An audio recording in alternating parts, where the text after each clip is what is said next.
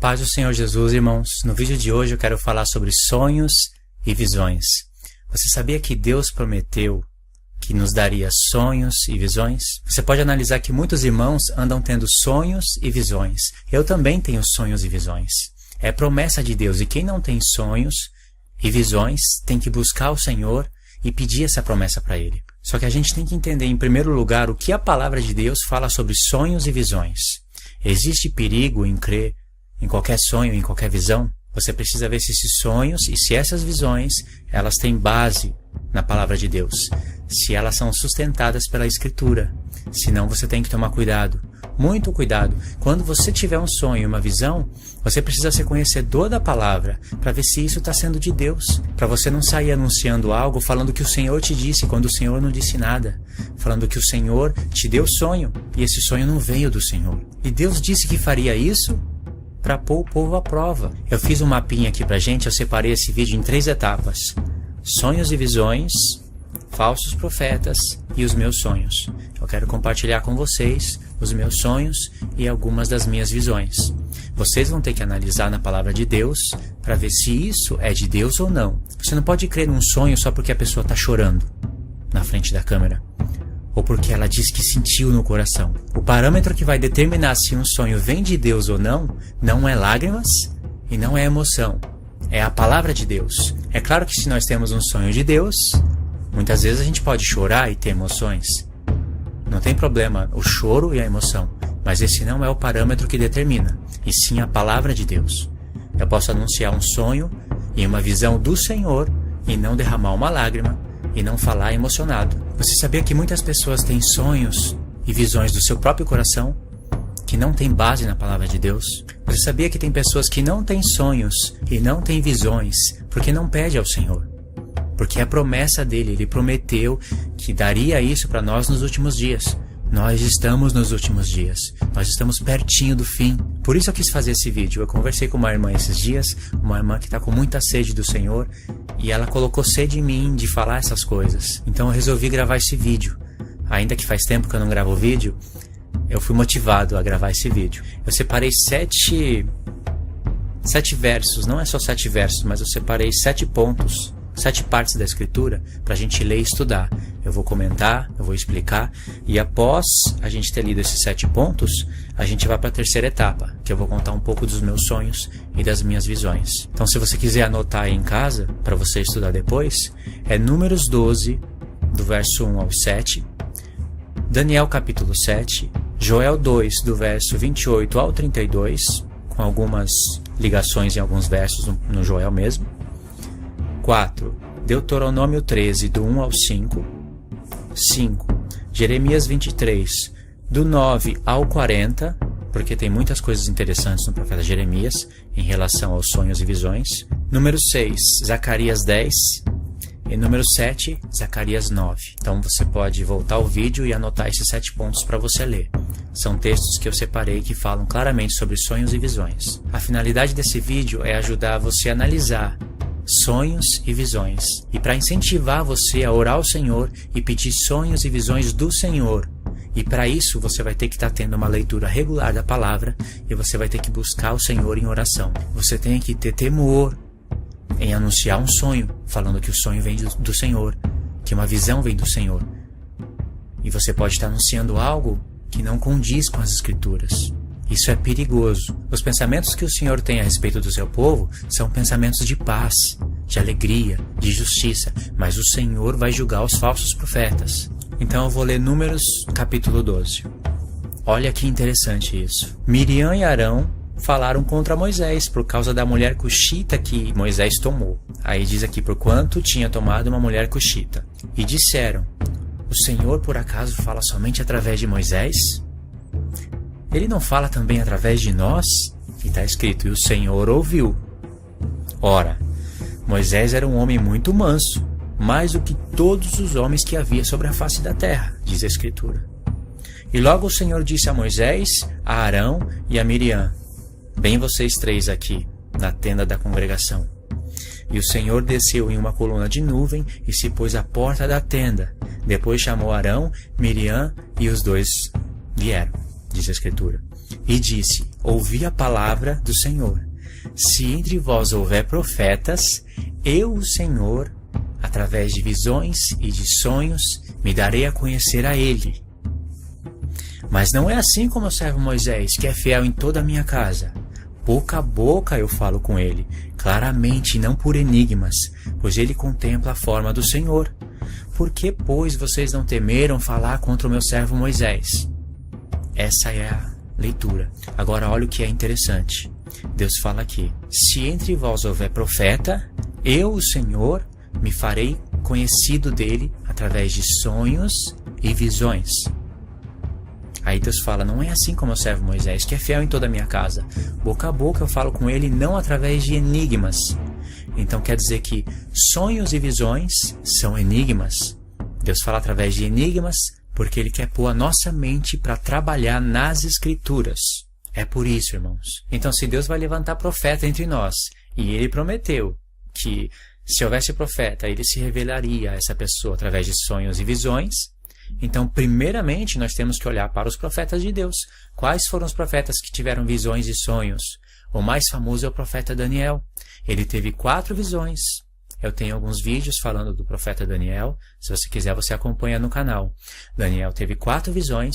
As 4 visões que ele teve profetizam o tempo do fim. É claro que elas profetizam os tempos determinados. Elas profetizam o tempo da Pérsia, da Grécia, de Roma, o tempo do 7º rei e o tempo do 8º rei. Mas todas elas juntas profetizam o tempo do fim.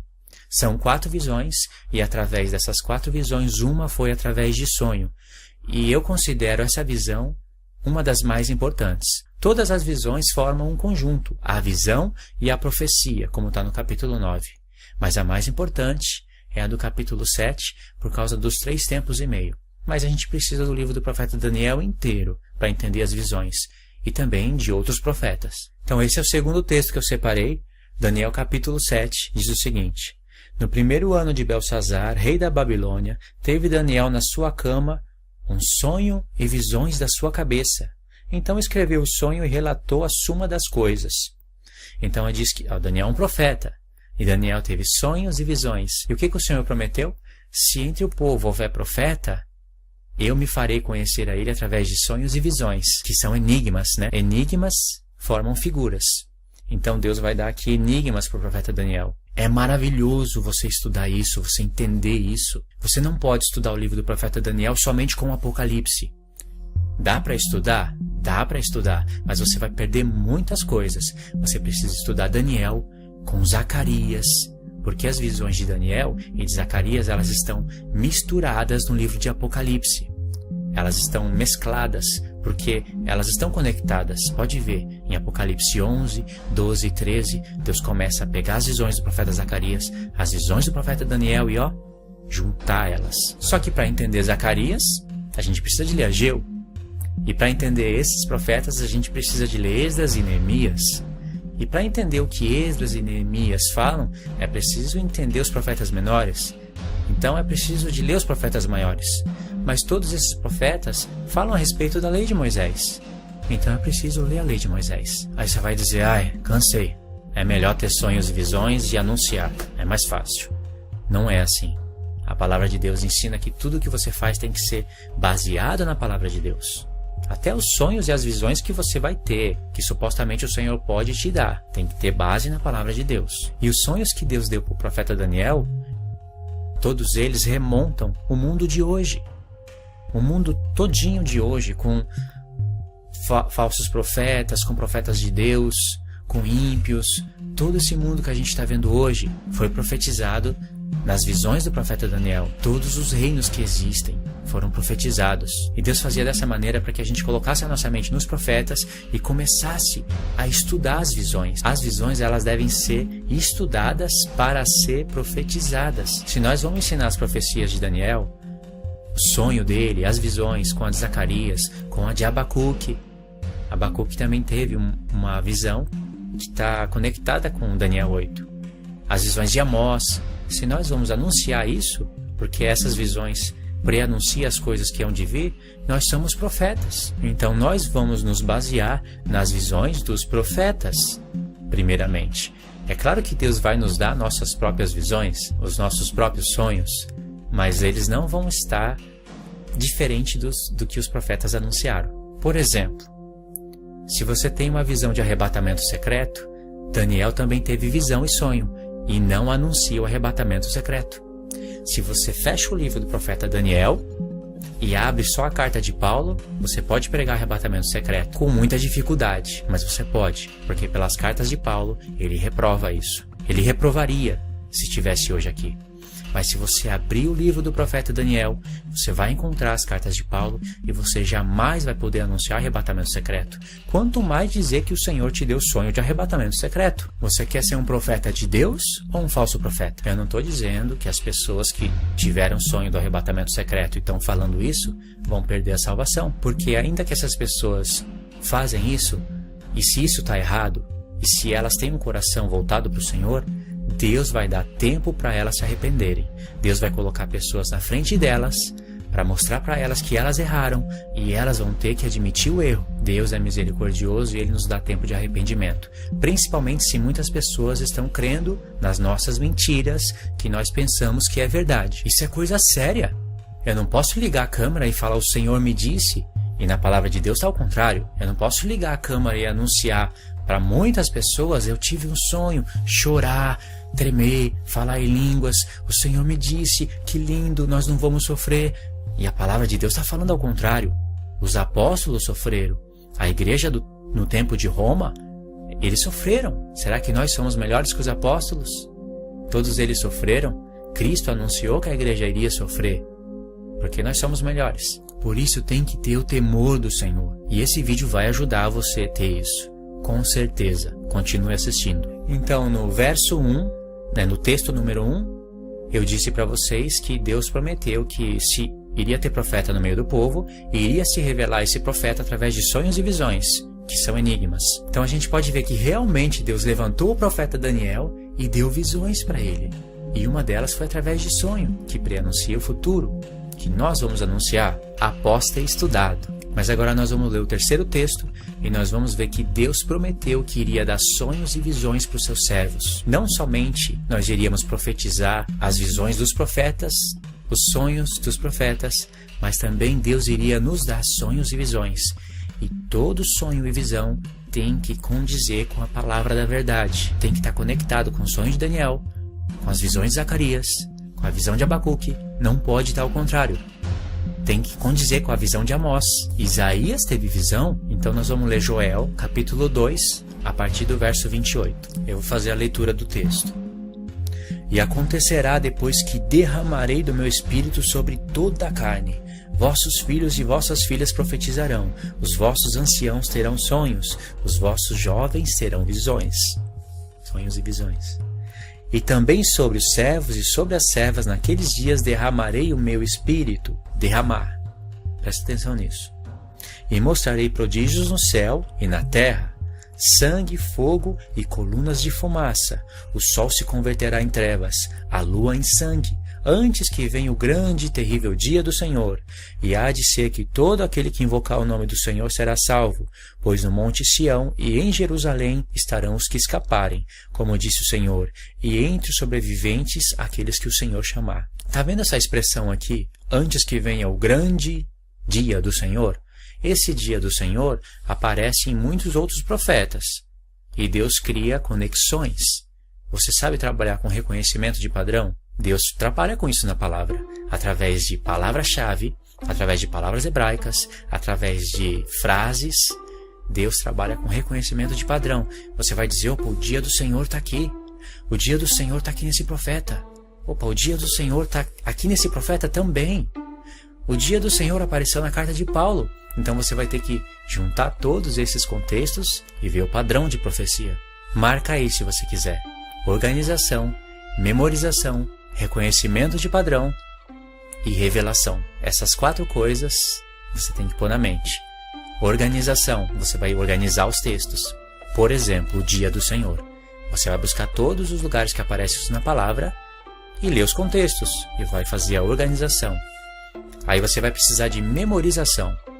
Não memorizar tudo, mas ter uma bela porção disso memorizado. Então você tem que memorizar o que foi organizado. Memorização, organização.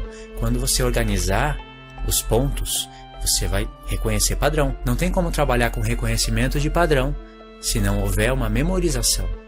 E para ter uma boa memorização é preciso ter uma organização. Então organização gera memorização, gera reconhecimento de padrão e aí você tem revelação. Essas 4 coisas são importantes.